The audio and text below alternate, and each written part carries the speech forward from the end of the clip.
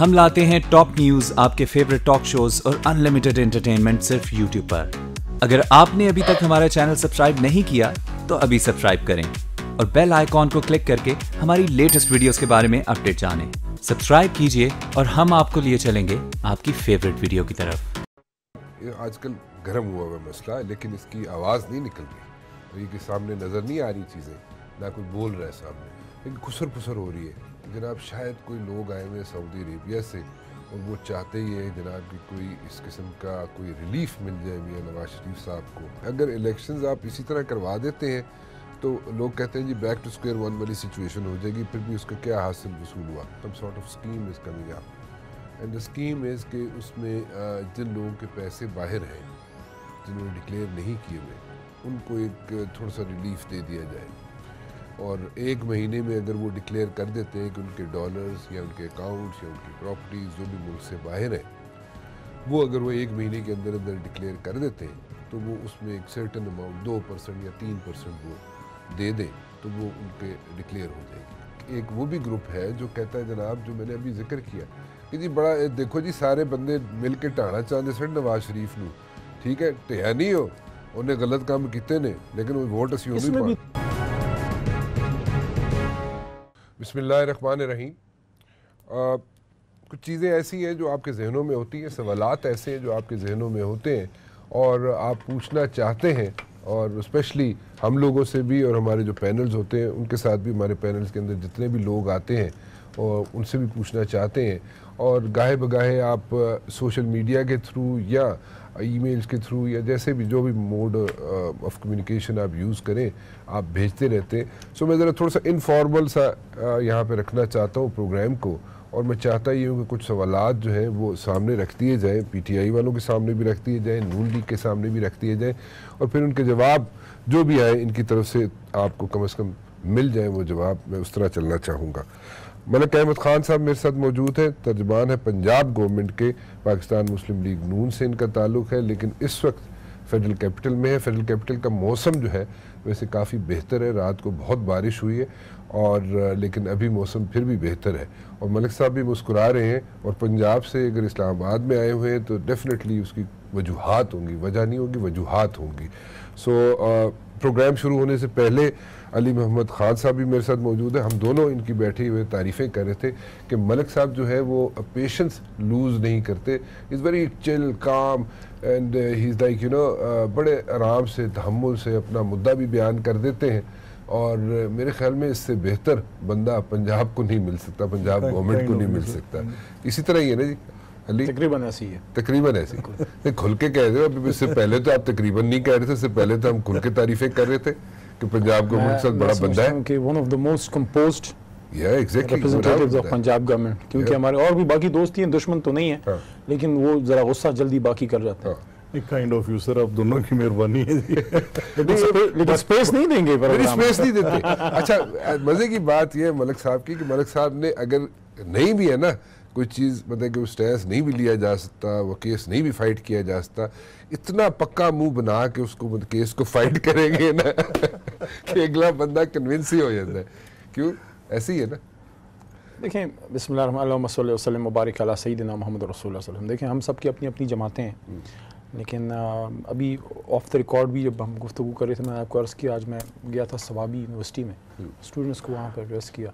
Basic जो हमारी constituency है वो है पाकिस्तान, और हमारी at the end of the day कोई नहीं। हम देखें, एक दिन आदमी बूढ़ा होकर थक के बैठ ही जाता है, एक दिन आता है, क्योंकि कहता है ना, एक दिन आता है जब आप बैठ के अपना एहतसाब कर लेते हैं अल्लाह के एहतसाब से पहले, उस दिन आपको सुरखरू होना चाहिए अपनी ज़मीर की अदालत में कि यार ठीक है, मैंने अपनी जमात को रिप्रेजेंट किया, ठीक है, मैंने कुछ अच्छी कुछ बुरों को भी रिप्रेजेंट किया, लेकिन at the end of the day मेरे किसी अमल से मुमलिकत खुदादात को नुकसान नहीं पहुँचा। मैंने अपने मुमलिकत खुदादात पाकिस्तान की मैंने कोशिश की है, दोनों सरहदों की हिफाजत की, जोग्राफियाई भी और नज़रियाती भी। वेरी पॉजिटिव अप्रोच मेरे ख्याल में। अच्छा मलिक साहब, कुछ सवाल है। एक तो ये बड़ा आजकल गर्म हुआ हुआ मसला है, लेकिन इसकी आवाज़ नहीं निकल रही और ये कि सामने नज़र नहीं आ रही चीज़ें, ना कोई बोल रहा है सामने, लेकिन खुसर फुसर हो रही है। जनाब शायद कोई लोग आए हुए सऊदी अरेबिया से और वो चाहते ही हैं जनाब कि कोई इस किस्म का कोई रिलीफ मिल जाए मियाँ नवाज शरीफ साहब को।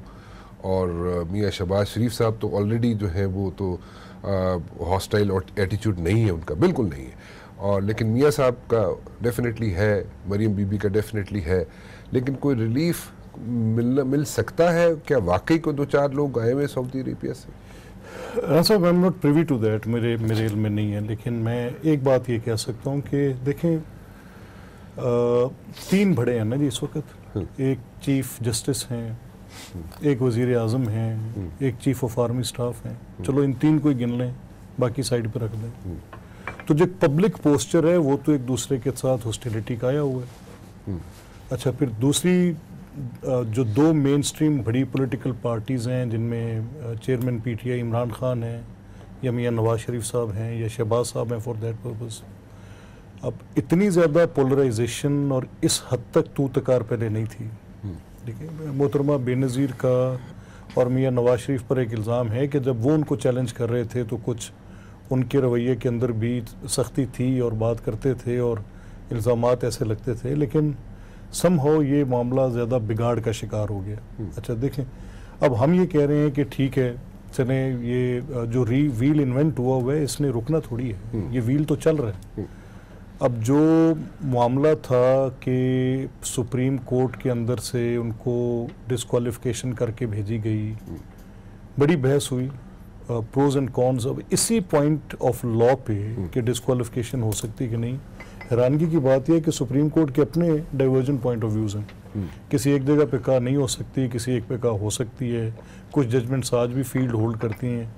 और इसमें 62(1)(f के मामले में तो एक बड़ी बहस थी, तो उस बहस को समेटने के लिए एक लहरी केस जो था जिसने सबको इकट्ठा किया और सुप्रीम कोर्ट ने एक बड़ा बेंच तश्कील दे दिया।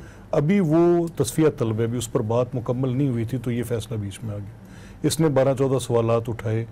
अच्छा, अगर ये फैसले समझे जाएं कि सुप्रीम कोर्ट के अंदर किए गए फैसले आउस्टर ऑफ पावर की तरफ जा रहे हैं और ये जो झगड़ा है इसमें मेरी ज़ात की नफ़ी नहीं, अगर मैं मियाँ साहब को कोई तजवीज़ दे सकता, राय देता, तो मैं तो उनको कहता कि आप अपनी ज़ात की नफ़ी करें, ग्रैंड नेशनल डायलॉग पे जाएं, आप जाकर करें, आप फॉरवर्ड टुगेदर की बात करें, national truth and reconciliation commission की बात करें। अब तो शायद ये बेवक्त की रागनी लगे, क्योंकि इलेक्शन बिल्कुल अगर टाइम पर होता है, बड़े इफ्स एंड बट्स। अगर क्यों कह रहे हैं? जैसे आप कह रहे हैं कुछ र्यूमर्स हैं, ऐसे हम भी सुन रहे हैं। नहीं, मैं तो कह रहा हूँ र्यूमर ये है कि रिलीफ मिल जाए मियाँ साहब को या मरीम बीबी को। नहीं, मैं ना सब अर्ज करूँ ना, जो प्रोसेस अभी चल रहा है, इस प्रोसेस में डिलिमिटेशंस पे कल जो दानियाल अजीज़ साहब की एक पार्लियामेंट्री, उसमें अली मोहम्मद खान साहब भी शायद मेरा ख्याल मेंबर हैं या नहीं है, बहरहाल उनकी नुमाइंदगी तो पार्टी की ज़रूर है वहाँ पर। तो उन्होंने कल जो स्टेटमेंट जारी की है, इस तरह के माहौल में इलेक्शंस कब होते हैं? नहीं होते। हमने देखा है हमेशा, अगर पार्लियामेंट पूरी, if they sit back on to the previous amendment जो उन्होंने खुद की है, जो अभी नंबर ऑफ सीट्स कम करने की और पुरानी जो इस मर्दमशुमारी से पहले की सूरत थी उस पर ले जाएं और वो उसको एनल कर दें, जो अभी उन्होंने अमेंडमेंट कॉन्स्टिट्यूशनल की है, तो then way do we see it? मैं तो नहीं देखता। फिर तो मैं समझ रहा हूँ कि कोई ना कोई नई लीगल बैटल स्टार्ट होगी, पहले उसका तस्वीर होगा, फिर अगली बात होगी। So you don't see elections happening on the Sir, same I have a day? serious doubt today. You have serious doubts. Absolutely. Do you agree with this one? Conspiracy theories तो Well, बहुत it's not conspiracy. But he's saying that hard fact. he's giving a reality check. Market में बहुत सी बातें चल रही हैं।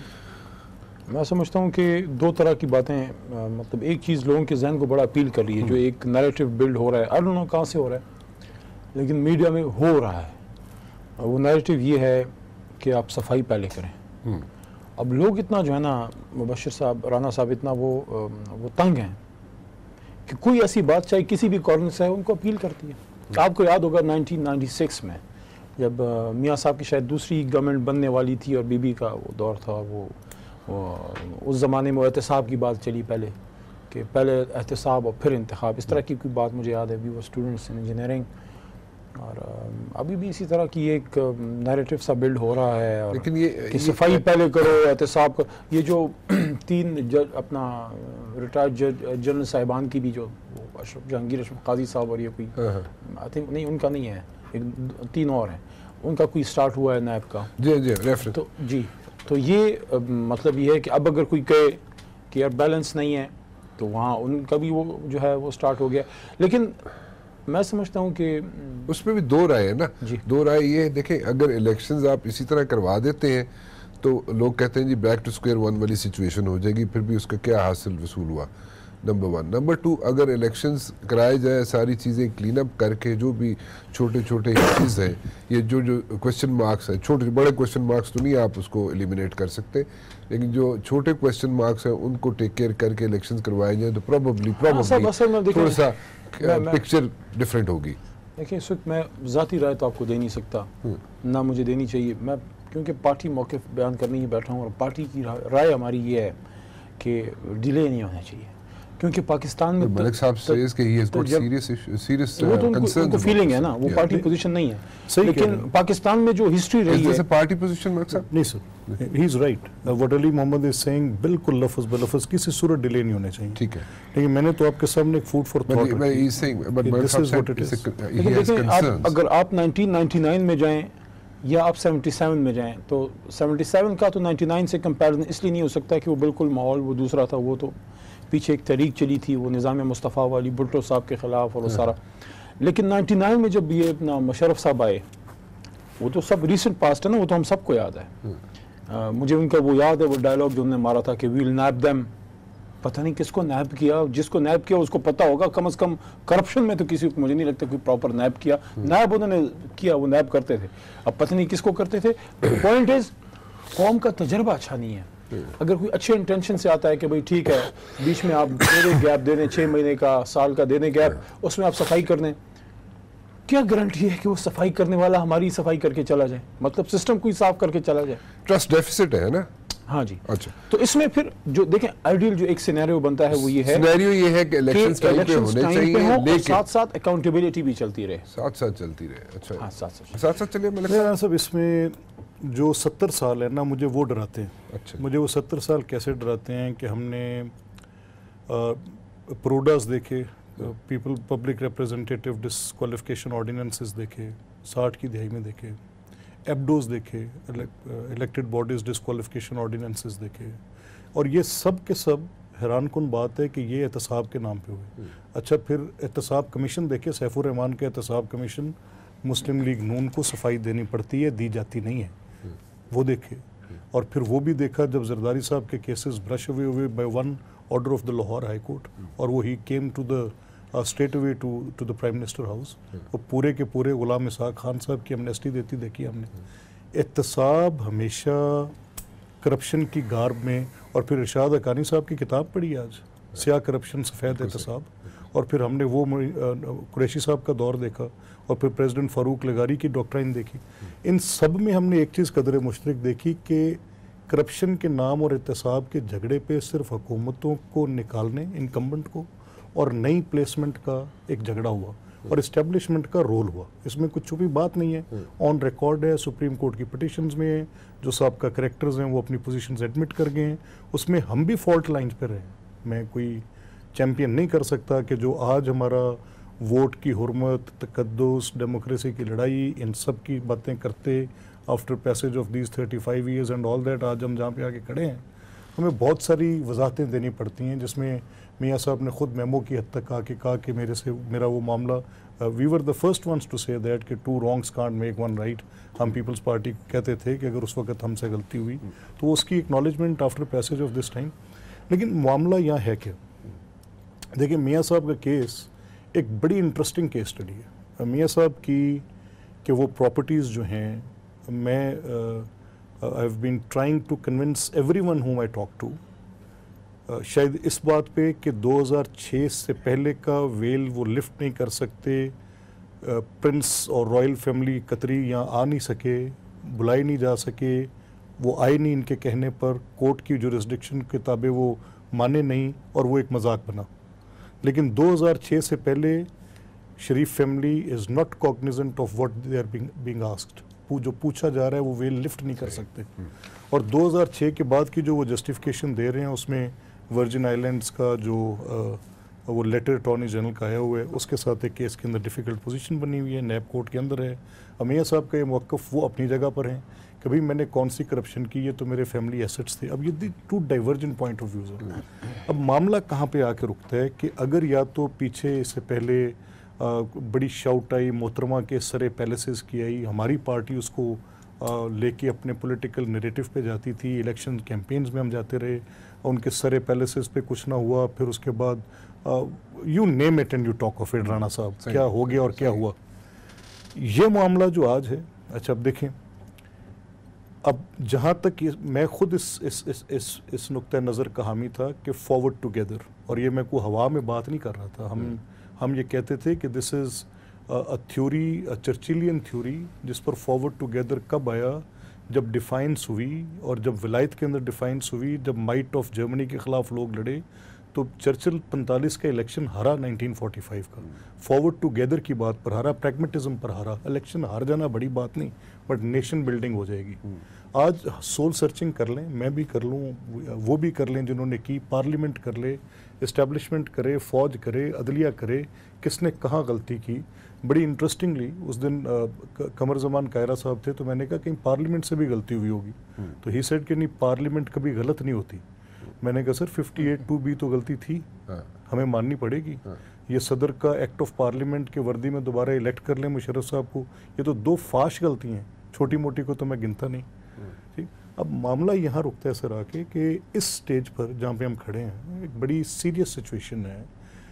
मतलब इसमें आपकी जो इन्वायरमेंट है, जियो पोलिटिकल, उसमें स्टेबिलिटी रिक्वायर्ड है। CPEC, I have heard that professor of Urdu department के डीन बीजिंग यूनिवर्सिटी के, he was on a seminar done in Lahore के सीपैक पे क्या करना है, तो उन्होंने कहा the only fear I have that Chinese FDI will roll back, भागेगी पीछे, वो पॉलिटिकल इंस्टेबिलिटी पे भागेगी, और कोई झगड़ा नहीं होगा।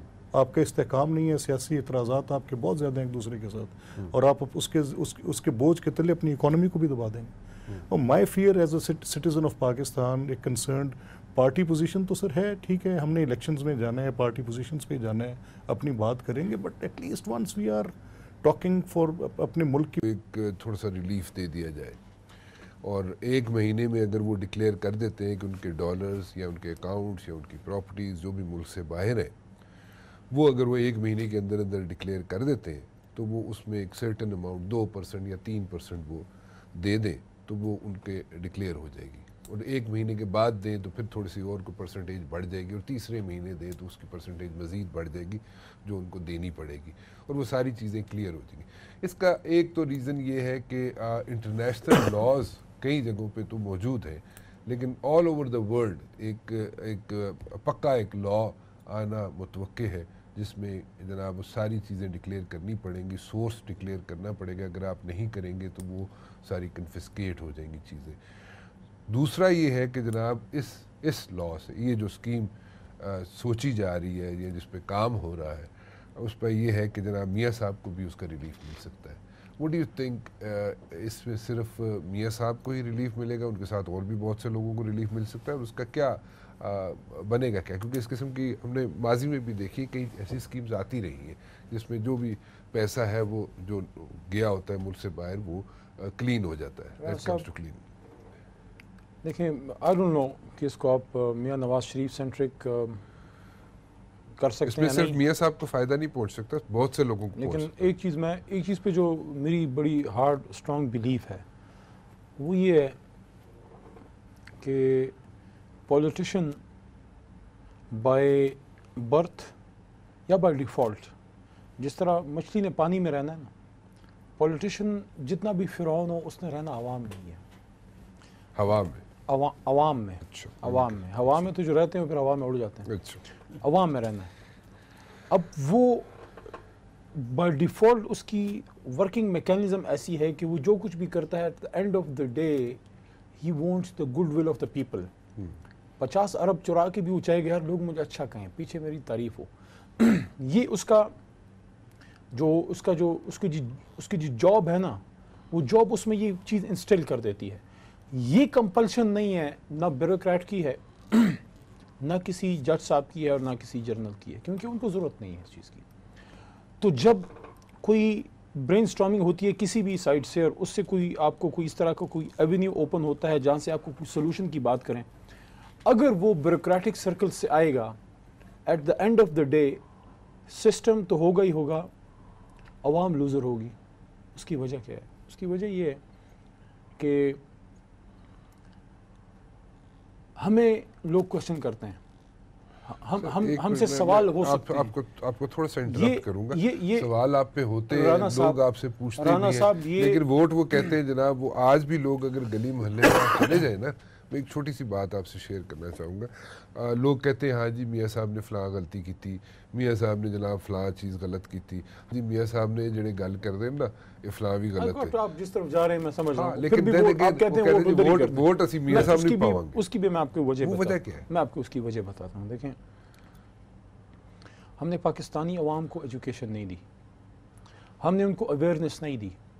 मैंने परसों अपने इलाके में एक जलसा किया, परसों कुछ 4 एक जलसे करके मैं अभी इस्लामाबाद आया हूँ। मैंने हर जगह मलिक साहब एक बात की है, ये जो हम किसी का रास्ता बनाते हैं, किसी की गली पक्की करते हैं, उस पर जो बोर्ड लगाते हैं बदस्त इफ्तिताह बदस्त Ali Mohammad Khan, do you think ये इंसाफ है? दुनिया में कहाँ ऐसा होता है? मैंने कहा पहले तो मुझे फंड ही कम मिले, काम बड़ा कम ही मेरे हाथ से वो, क्योंकि वो आपने स्कीम का नहीं बताया मुझे। अगर ऐसा स्कीम में आ जाए तो उसमें क्या हो? मैं बता, होना ही चाहिए। जो भी आप काम हो उस पर हो। हुकूमत पाकिस्तान अगर बोर्ड लगवाना ज़रूरी ही है। देखें, आपने कौम को पता है मैसेज क्या दिया? अच्छा वो स्कीम तो बताए ना। मैं बताता हूँ ना। देखें, ये मेरी जेब में मेरा बटवा है, इसमें पैसे मेरे ही हैं। मेरा बटवा लेके उससे मेरे पैसे निकाल के मुझे आप दें, मुझ पे एहसान जताएं, कोई इंसाफ की बात है कि खुदा लगती? ये जो फर्क नहीं पड़ता, इसी तरह होता ये जो हमने अवाम के साथ किया है ना राना साहब, पॉलिटिशियन की दुनिया में नहीं डेफिनेशन होता, भी यही है ना, दुनिया में नहीं होता। Change your faces accordingly. Rana साहब भी मलिक साहब ने कहा ना, we I think we should not reinvent the wheel. दुनिया में जो सिस्टम कामयाब है उसको अच्छा आपने मुझे वो नहीं बताया ना, आप वो तो बताए ऐसी कोई स्कीम आ जाए, ऑलरेडी जो डॉलर है वो मार्केट में 125-26 का मिल रहा है। मेरे जहन में था कि मैंने बात क्या करनी है और मैं उस I strongly believe in this. आप शायद ये मलिक साहब आप डिसएग्री करें, 2 तरीके हैं। देखें, एक है हार्ड अप्रोच, एक है सॉफ्ट अप्रोच। ठीक है, आप सॉफ्ट अप्रोच वाले आदमी हैं, मैं थोड़ा हार्ड अप्रोच वाला हूँ। देखिए, 2 तरीके से, या तो आप ये कहते हैं कि यार बस ठीक है, जिसने पैसे चुराए हैं खाए हैं, जिसने मुशर्रफ ने भी किया ना कि आप प्ली बार्गेन करें, पैसे ले आओ, वाइट कर दो सारा। या दूसरा जो हार्ड अप्रोच है वो ये है कि तेरी ऐसी की तैसी, जिसने पाकिस्तान का 1 भी रुपया चुराया ना, आज से 50 साल पहले भी चुराया, तेरी ऐसी की तैसी, सबसे निपटेंगे। अवाम ये चाहती है, अवाम तो चाहती है, लेकिन मुझे अब करेगा कौन? वो मुझे माइंडसेट बताए ना, वो माइंडसेट क्या है? राना साहब, व्हाट इज दैट माइंडसेट? एक मैं वो जो बात कर रहा था, एक देखें, एक वो भी ग्रुप है जो कहता है जनाब, जो मैंने अभी जिक्र किया कि जी बड़ा देखो जी सारे बंदे मिल के ढाणा चाहते सन नवाज शरीफ नू, ठीक है, ढिया नहीं हो, उन्हें गलत काम किते ने, लेकिन वो वोट असी इसमें भी दो उस माइंडसेट को आप क्या करो? इसमें भी 2 अप्रोचेस हैं। अभी इन्होंने कहा साउथ अफ्रीका की मिसाल इन्होंने दी कि भाई जो है इमरान खान का डाई हार्ड जो वर्कर है ना, वो आज भी जो है ना, ठीक है, उसको गालियां भी दे देगा, उसको क्रिटिसाइज भी कर देगा इमरान खान को। इमरान खान जनाब ऐसा है वैसा है, फलां कर रहे फलां कर दे, शादियां कर लेंदा है। अच्छा वैसे शादियों पता नहीं इमरान खान की ज़्यादा वो ऊपर उछलती रहती है। खैर एनीवेज, ये हो जाता है वो हो जाता है, लेकिन वो भी कहता है नहीं जी ये करप्शन नहीं करता है। 2 बातें मैं करूंगा। देखिए, इमरान खान करप्शन नहीं, ट्रूथ एंड रिकंसिलिएशन की बात की, माइंडसेट को क्या करेंगे? इस अप्रोच का मतलब ये है, वैसे मलिक साहब तो इस्लामाबाद में मेहमान है, टाइम ज़्यादा मैं ले रहा हूँ। देखिए, मैं टाइम इनको देता हूँ, सिर्फ आखिरी बात। मलिक साहब मेहमान नहीं है, किसी चक्कर में है, इस्लामाबाद है। अल्लाह इनके सारे चक्कर, जो जायज़ चक्कर है वो कामयाब करे, और जो गलत चक्कर है अल्लाह उनको गन चक्कर बनाए। देखें, ट्रूथ एंड रिकंसिलिएशन अप्रोच पे अगर आप जाएंगे तो इसका बेसिकली क्रक्स जो है वो ये है, पीपल पार्टी ने गवर्नमेंट की, तो हम ये मान लें कि जब पावर में आप होते हैं, आप करप्शन आपसे आप करते हैं, आपसे हो जाती है। ये कोई सजेशन कोई लोग देते हैं कि ठीक है, आप ये अप्रोच ये है कि ठीक है, आप भी थोड़ा सच बोलें, मैं भी थोड़ा सच बोलता हूँ, मेरे से भी हो गई, आपसे भी हो गई। अब कोई सिस्टम ऐसा बनाते हैं कि आइंदा से ना हो, और अब ये आओ, ये निज़ाम ख़तरे में है, फलां। निज़ाम नहीं है ख़तरे में, निज़ामुद्दीन के घर का ख़र्चा चलना वो ख़तरे में है। दूसरा अप्रोच ये है कि नहीं, एहतिसाब बेलाग होना चाहिए। मैं तो इसके हक में हूँ, एहतिसाब होना चाहिए, बेलाग होना चाहिए। और एक और चीज़ भी, इमरान खान ने जो फोर्स थे, मियाँ साहब की जो फोर्स है ना, उसमें एक ज़रा थोड़ा सा 30 साल का अरसा है उसमें, उन्होंने आपके बेटे को, आपके भतीजे को, आपके भांजे को, आपकी व्हाटएवर पूरी किया ना। हाँ, मतलब पूरी फैमिली जो है उन्हें उन पे एहसानात किए हुए हैं। और आप इलेक्शन कमीशन में जाएंगे तो इलेक्शन कमीशन के पास फोर्स तो कोई नहीं है ना। तो इलेक्शन कमीशन ने भी जो करवाने हैं इलेक्शन, वो ब्यूरोक्रेसी से कराने हैं ना। तो वो जो जिन लोगों को ऑब्लाइज कराया हुआ है मियाँ साहब ने किया हुआ है, वो उन्होंने करना। दोनों अप्रोचेस में फ़र्क है ना। देखें, एक अप्रोच है मियाँ साहब की जिसमें उन्होंने सिस्टम को चलाया, लोगों को ऑब्लाइज किया, उनको फ़ायदे पहुँचे। 30 साल का अरसा है। इमरान साहब, आप किसी को एएसआई भर्ती किया था, आज वो कहाँ पे है? आपने मेरे बेटे को जॉब दी है, मैं कैसे, हम तो रिएक्शनरीज हैं। मैं राणा साहब अर्ज करता हूं। जी, देखिए, पीटीआई की सियासत का खुलासा ये है कि ये इस वक्त मौजूदा स्टेटस को चैलेंज कर रहे हैं। ये इनकी सियासत का खुलासा ठीक है। और अगर इन्होंने ये समझा कि शायद हमें फ्रंट रनर्स नहीं मिलेंगे तो पार्लियामेंट्री पॉलिटिक्स में ये चैलेंज हो नहीं सकेगा, ठीक, तो इनको जो भी लोग मिले इन्होंने साथ लिए। सारे सियासी लोग हैं, किसी एक वक्त में कहीं कहीं एक लोग। अच्छा, बाहर कैफ इस बात को यहाँ रोकते हुए, जो वोटिंग पैटर्न और बिहेवियर है, आज भी मेरा इलेक्टोरल कॉलेज डिपेंडेंट है पैटर्न क्लाइंट रिलेशनशिप पे, आज भी।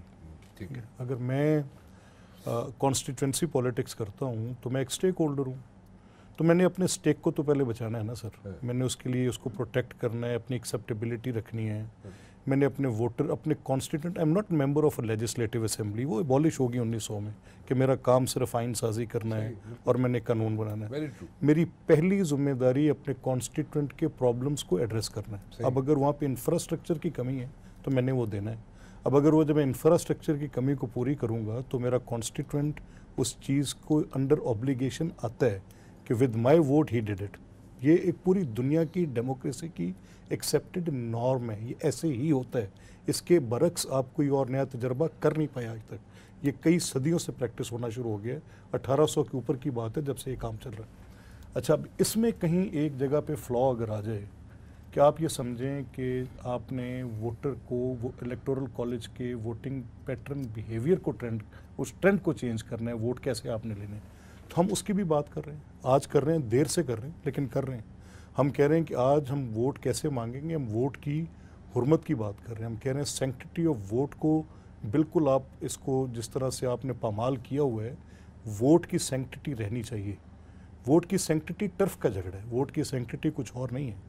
मेरी वोट की सैंक्टिटी ये नहीं है वोट सैंक्टिटी जो है आपको वोट की, ये वोट अरसे बात नहीं याद है। मैं, आप दुरुस्त फरमा रहे हैं, मुझे इस बात पे कोई कलाम ही नहीं है भाईजान। मेरा तो झगड़ा ही है। एक तो मलिक साहब, इतने तुसी मान भी जानते हो सारी गल्लां, बंदा और कोई नहीं कर सकता। ये देखेंगे इसको मैं कैसे ना मानूं। अच्छा देखें, बात क्या है, वोट की हुर्मत ये है कि जो टर्फ आपने मुझे दी एज एन इलेक्टेड मैंडेट, वो मेरी रहनी चाहिए।